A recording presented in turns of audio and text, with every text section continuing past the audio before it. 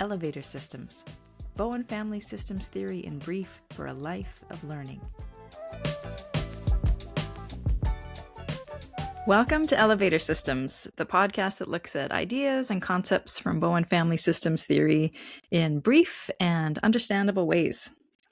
This season, we wanted to do an episode about culture, but it's obviously a very, very large topic. So we thought we would focus the culture conversation around family expectations. And so joining us today is our fellow Living Systems colleague, Maybo Lui. Thanks for being on the podcast, Maybo. You can be here.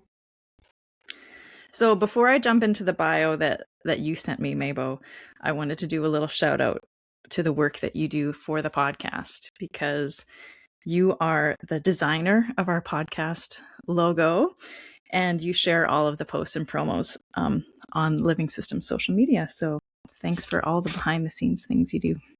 No worries. So Maybo is a registered clinical counselor and faculty member at Living Systems. She works mainly with adults and couples navigating relationship challenges, anxiety, and life direction. She's been studying Bowen Theory since 2015 and enjoys making these ideas more accessible through visuals and storytelling. Having grown up in a Chinese immigrant family, she often reflects on how family roles and cultural expectations influence how people show up and relate to each other. So you get the first pitch today on Bowen Theory, culture, and family expectations. Okay, well, so I think I can do it in 2 sentences here. So Perfect.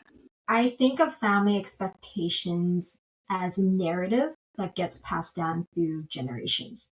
So most of us either automatically go along with it or push against it. But I think Bowen Theory helps us slow down and decide if we're doing something or not doing something because we actually want to or because we have to. So that's my pitch. Whoa, okay. Mine's gonna have some similar stuff, but I'm gonna take a little detour first, which is I thought it was useful. I did some thinking about culture.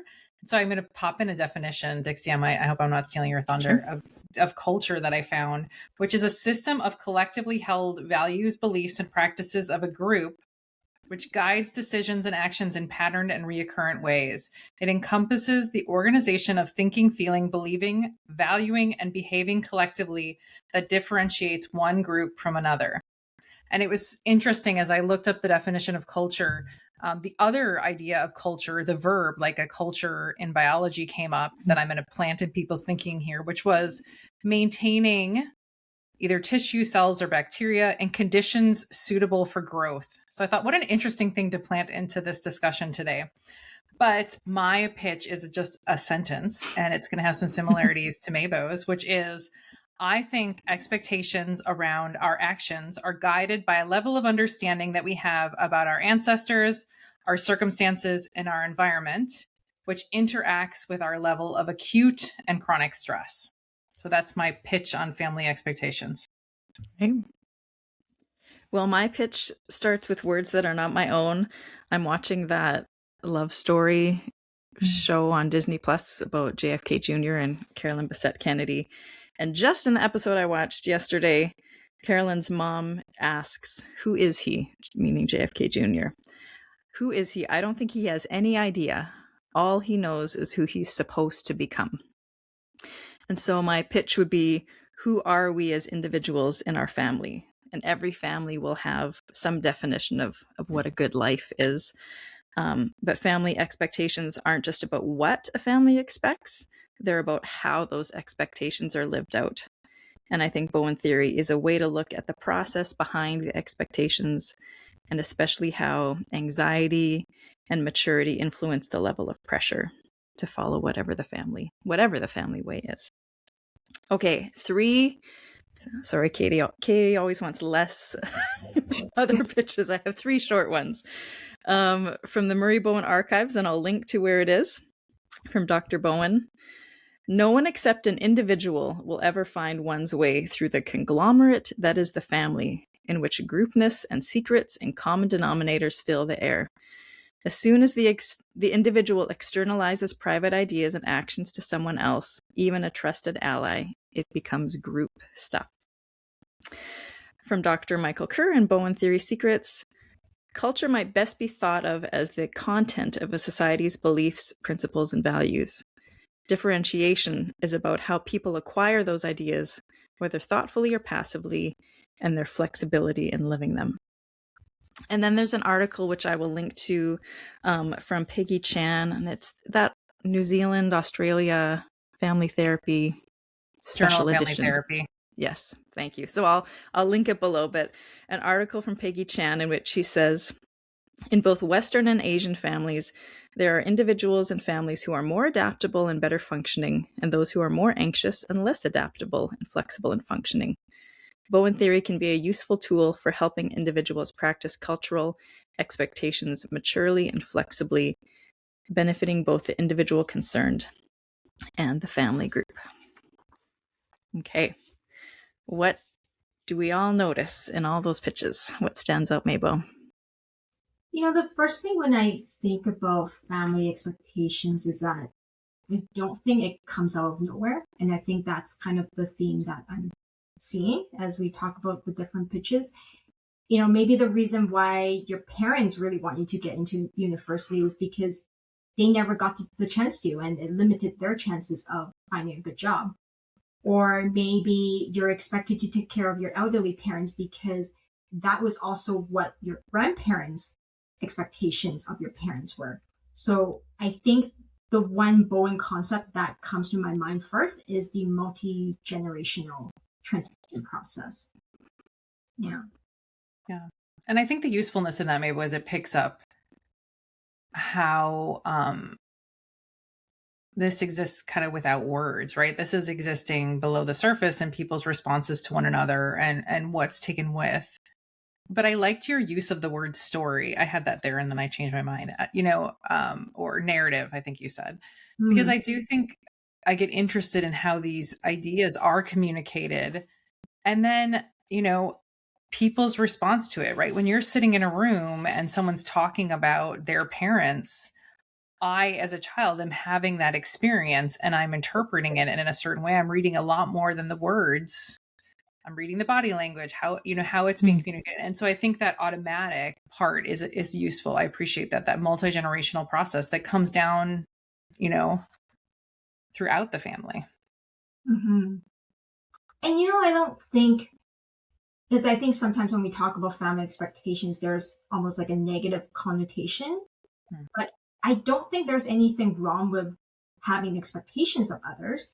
We can expect our children to be respectful of us. We can expect them to do all their homework. We can expect them to clean up after themselves. But, how much are we projecting our anxiety onto them? When they don't meet our expectations, do we instantly start to get anxious and think that maybe there's something wrong with them and we're trying to fix them? Or can we still stay calm and maybe clearly communicate our position without getting reactive? Yeah. I think the other thing I picked up in everybody's, or a few different people's posts, was that word pressure. I think a few people said that, right? And I think that's that idea is, how do people respond to the pressure? But I think that the other things that were mentioned, like Bowen's idea, when I put out my thinking, my private thoughts to my family, maybe that's met with pressure. Maybe it's met with curiosity. Maybe it's met with, with distance. And how do I respond to that? I think that's the work of differentiation, right? That I think Bowen was speaking about. And then, in Mike Kerr's pitch, I wrote down the word flexibility, because I think that's the other part I hope we talk about today is I think that's when we think about expectations, the resource in a system is how much flexibility is there around that. I think about even in my own family system, when people are thinking about how we talk to one another or support one another, or who steps up, like how much flexibility is in that versus when people can get real rigid with, oldest daughter has to do X, right? And I think that the flexibility is a real resource to the system. Well, I thought, thinking of that multi-generational transmission process, it is, like you say, sort of it can be unspoken, but it's across time. And of course, the world changes around us, the circumstances, the challenges that the family face will be different. And I think that's another piece. I like that, the stadium view of Bowen Theory. And I think that that can be helpful to say, did this work 2 generations ago? And what are the current challenges that our family is facing? And does it still work? And how can people be thoughtful about who does what? And yeah, I think that was my other thought, is that, I think these family expectations are the way a family does things in a certain way. It might have helped the family at one point. It served a purpose. But maybe what's more important for us to think about is it still working for us? And maybe it still does, but, do we even question about that? Mm-hmm. And there's variation in families. I think that's what I heard in the pitches, is that no matter what the culture, there's variation in how maybe thoughtful or reflective people can be. Yeah. One of the things I thought about, go the ahead. definition of culture that was interesting to think about too, is thinking about a family system, right? Part of it is, how do you differentiate this group from that group? How do you think about that? And I think when we're thinking about what defines a family, I love getting down in the weeds with people about thinking about what encompasses a family system. How do we think about that? And, I think that interesting way of, there are similarities to how we respond to each other. There are these automatic processes, and how do we define that? I think, this definition of culture would talk about thinking, feeling, beliefs, but what other things does Bowen Theory add to thinking about a system and its interconnectedness that goes beyond just kind of what we look like or what we do? Is my deep thought for the start. Do you have an answer to that? Working on it. Well, who wants to go first with an example of this? I thought of a personal example that I can share here. So I was raised in a Chinese immigrant family. I'm the youngest of 3 sisters. My oldest sister, she's an accountant. My middle sister is a marketing professional. So both careers are something that my parents actually understand and have some familiarity with. So I remember when I was doing my last year of university, I was trying to decide what my next steps would be. So at the time, I was studying business and psychology at the same time, but I was interested in maybe pursuing grad school and become a psychologist. So I went home and I told my mom about this, and she was very against it. Because, mental health field is just not something that's very popular in the Chinese culture.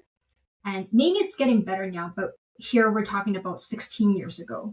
So my mom felt that people would never admit that they have mental health issues. So why would they go see a psychologist? So she didn't see it as a viable career path. And so at the time, I listened to her and did what was expected of me. I found a stable job at a large global corporation and worked there for 10 years. I was able to give some money to my parents every month. It was stable. My mom was calm. But even though everything was stable, I never feel fully satisfied. I always felt like there was something missing.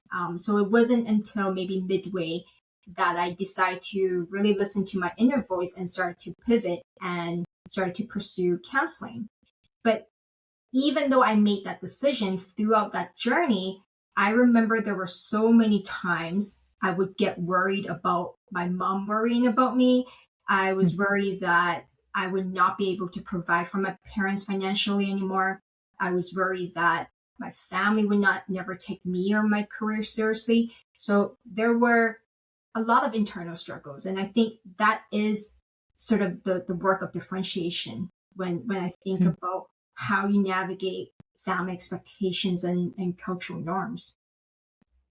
Mm-hmm.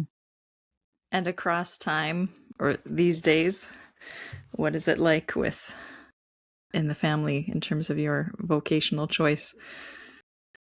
I think the biggest challenge when I think about family expectations is to be able to tolerate that discomfort of thinking differently than your family members and actually being okay with it. Knowing that my mom would be disappointed at me or that she would get worried about me. Can I just sit with that discomfort?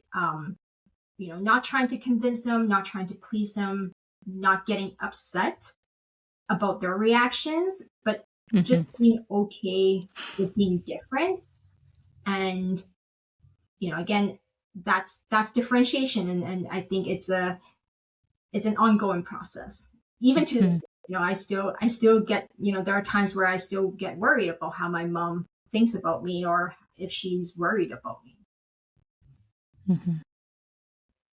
My example fits with that, but from a sort of the opposite angle. I've seen quite a few. I wanted to talk about cultural expectations around immigration and, finding a better life in another country. And I've actually seen quite a few clients, usually in their like mid to late 20s, who have come to Canada, but maybe aren't happy with their life here. It's not what, I live in Manitoba, so -40 winter is, I know that, but I can't imagine someone choosing that. But the idea of that they've come to Canada, and they've experienced life here, and it's maybe not what they expected, but their family doesn't realize that. And I had one client in particular, after some time, he wanted to return to his family in India, but he was struggling because returning to the family and going back to that life would actually disappoint his family. And I thought that was just such an interesting thing to think about. And then I guess I keep thinking of the word variation because, who are the people he's imagining will be disappointed? Because it's easy to lump the whole family together. But probably different people, maybe people who have been to Canada or North America, they might understand. So I thought that was interesting because he actually prefers the old family way of life, but that would be a disappointment to his family, or to some at least. Yeah. What about you, Katie? Hold that disappointment. You guys have both made me think of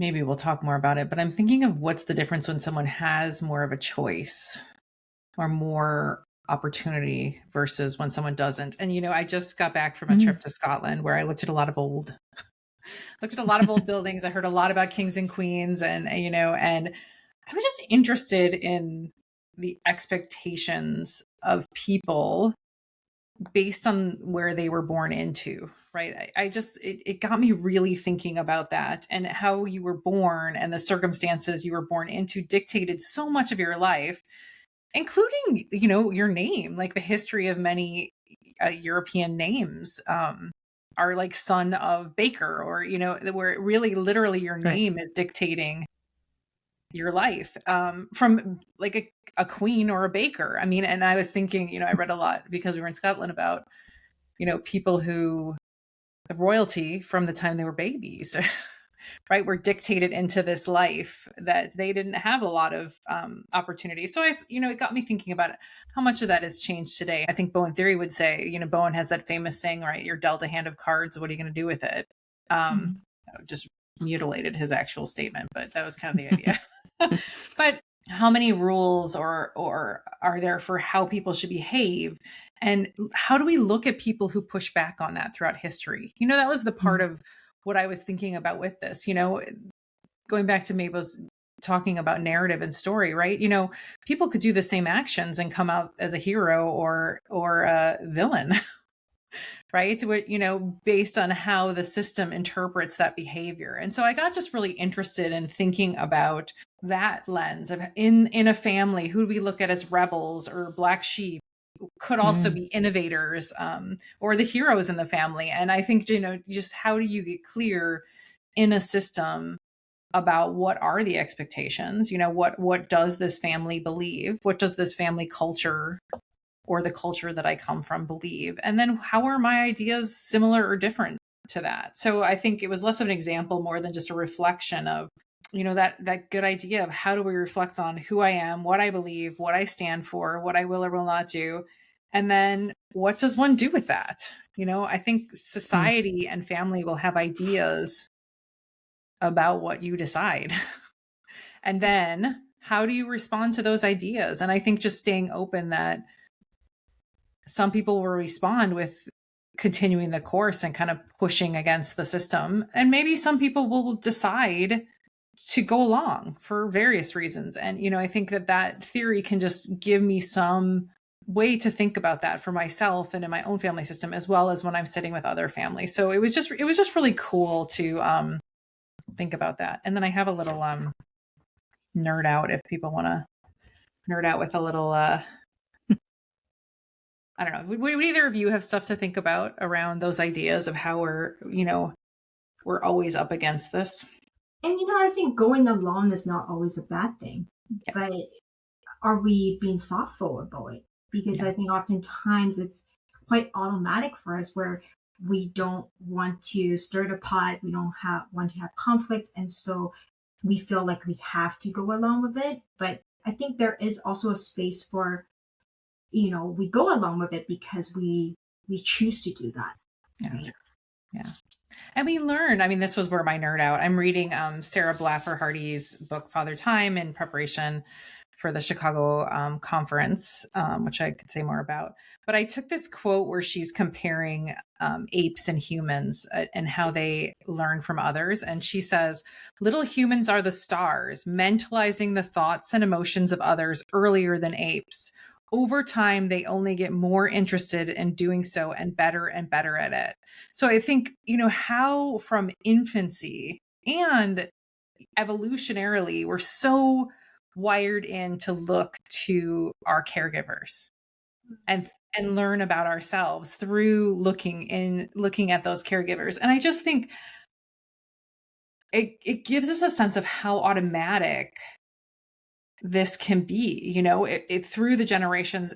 People are learning from their interactions and observations of the system. And I think that, I don't know, I think when I hear about this being so baked into us from the beginning, it just neutralizes it for me to think about. It leads to more curiosity. I don't know about you guys. Well, I think partly why we chose this topic around culture is because there's sort of the east-west, very broad strokes of expectations of, say, a collectivist culture versus more of an individual, the American dream kind of thing. But what I've thought is helpful is that it's not really about what the expectations are. It's about how the family, how individuals in the family navigate, whether it is an expectation to pursue your own goals or expectations to respect elders, that kind of thing. I don't know, Maybo, you probably know much more than what I'm. I think oftentimes, people think about Bowen Theory and they're like, oh, maybe that doesn't really apply to a collectivist culture. Mm-hmm. I come from a collectivist culture, and I think even within Chinese culture, you're going to see variations of different families, how they're going to show up. Filial piety is a big thing in our culture, right? But you're going to see some families where they're going to really lose themselves in that process. They do everything just to honor their parents. They would never go against their parents' wishes.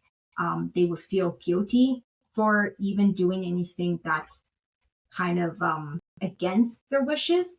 But then you're going to see other family members, other families in Chinese culture where, they can still stay respectful of their parents, but that doesn't mean they're going to stop pursuing their own dreams or their own goals, right? So even within a collectivist culture, I do see that variation. And I think everyone, regardless of Western culture, Chinese culture, or collectivist culture, everyone kind of falls onto the spectrum, and how they show up would be different. Now, obviously, I think when it comes to a collectivist culture, I think there is more of that pull for being the same. The pressure might be a little bit different, but I think there is still that space to be thoughtful, to be flexible. That got me thinking, Maybo, about immigration, as Dixie was talking earlier. I think it's so interesting. I'd be interested in both of your thoughts on this. I find it so useful to live outside of my own homegrown culture for a while and to look at it from the outside in. I had the privilege of that opportunity. Some people come to that either through choice or, through other means, that they're kicked out of their country or expelled, and I just wondered, how does that offer an opportunity? Or does it offer an opportunity to get to know self better, to get to know your system better? It really was useful to me to look at American culture from the outside, in the midst of, from funny ways of, I lived in Australia before I lived in Canada, both Commonwealth countries, and, silly ways of, I got interested in what the US didn't keep when they kicked the British out, little cultures and traditions that were different in cultures that stayed connected more to that British culture, to really just interesting ways that other people perceive my culture, and being able to have conversations about that I wouldn't have had in the midst of my own culture. So I was thinking what each of you would think about how immigration or travel, we could say, widens the perspective of thinking and learning about these things. That's actually a very interesting question. I would say a lot of, me and my other peers who come from an immigrant family, a lot of times we feel like we don't fit in either culture. Things that when we're in Canada and we're like, there are things that I feel like I don't fit in. And then when I go back to Hong Kong, which is where I came from, there's also a lot of things that, why do they think things this way, right? Maybe the opportunity of being exposed to multiple cultures is that we get to decide what works for us and what doesn't. But, it's not easy, because there are times where you feel like you're just not the same with either of these cultures, right? Yeah. And what do you and your system do to manage that? Like, I love that question, Maybo. Like, when I feel on the outside, what is my automatic, or what is my thoughtful response to that? Well, one word that I always try to hold on to is curiosity. And anytime that I feel like I'm not curious about others, when I start having judgment about them, then I know I've lost my curiosity. And so that would be the word that I always try to go back to. Yeah. A phrase I often use with clients is, family is like the water that we swim in, and we don't maybe realize it's water. So Katie was in Scotland. I just got back from England, and I remember getting off the plane in Winnipeg at 10 p.m. and we were the only flight in the airport because we were delayed. And I'm like, okay, this is better. There's no people. And I remember reaching out to Katie on the trip, and I'm like, this will be no problem for you. You're from Vancouver. You're used to people everywhere, right? And so I just think family culture, it's what we become accustomed to. And then when it is different, you suddenly realize, oh yeah, I guess I'm very used to being with no people most of the time. And Dixie, you pick on the environment too, right? I think that's something we haven't really talked about, but I think, each family system exists within an environment that will impact the functioning and the reactivity in that system, right? If you're from a family system that maybe likes a little more distance, I see those. I haven't been to Tokyo, but I see those pictures of that one famous area in Tokyo where people are, where I think that would make all of the signals potentially fire off in a person's nervous system about having that much just interaction with people around them. And I think that, that's one way we think about, I think that's an important thing to throw in here, is that element of the environment. Good. Well, what about takeaways, resources, ideas that people can keep chewing on with all this? I have an analogy. I don't know. Perfect. So it's actually something that I use in my Intro to Bowen Theory course when I talk about that multi-generational transmission process. So when I think about family expectations, I kind of think of it as like a suitcase. We're all born into a family system. We're each given a suitcase that got passed down from us from previous generations. And we don't really get to decide what's in that suitcase. So the suitcase is filled with, maybe generations of spoken or unspoken rules, different narratives, family secrets, family values, and expectations.